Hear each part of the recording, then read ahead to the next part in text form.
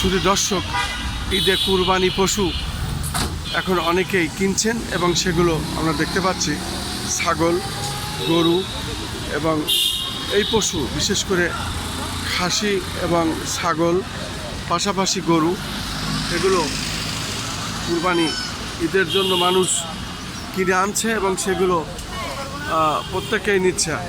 কথা বলতে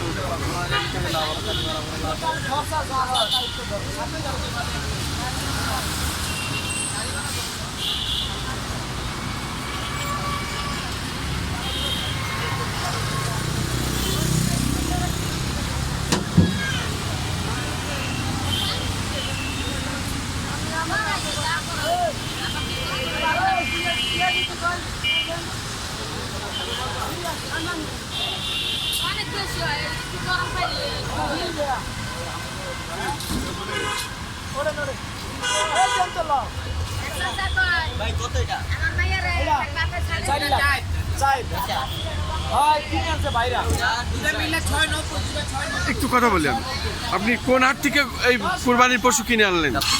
হ্যাঁ, গাবতলী। দুটো গরু দেখছি, কত দাম? কোনটার কত? দুইটা গরু, একটা 4 লাখ টাকা আর একটা 2,60,000 টাকা। 2,60,000 টাকা। কি নাম আপনার? আখতারুজ্জামান।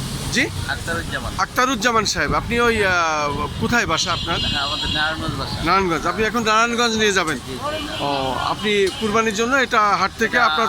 আমার মানে শ্বশুরবাড়ি, আমার সুমন্দির। আচ্ছা আচ্ছা আচ্ছা আচ্ছা, আপনাকে অনেক অনেক ধন্যবাদ। আপনি ভালোভাবে কুরবানি দিন। কোনো পত্রিকা? জি জি জি, আমি আপনার জানাচ্ছি। আপনার কি ক্যামেরা কোথায়? ডিএসএল? এখানে 12টা ইউটিউব চ্যানেল আছে এবং আমাদের প্রিন্ট মিডিয়া পত্রিকা আছে, এই সব জায়গায় যাবে। যদি ঈদের সামনে যখন নিয়ে আসেন, যদি পারেন একটু ওই যে এমবি খরচা আমার পকেটে দিতে পারেন, অল্প কিছু, বেশি না। এটা যেহেতু এনেছেন এই আর কি। আচ্ছা, আপনি ছিলেন? হ্যাঁ, আমার ওই বিকাশ নাম্বারটা আছে গ্রামে। আচ্ছা, আপনার একটু অভিমত ব্যক্ত করেন, ওখানে বসেন, বসে বলেন।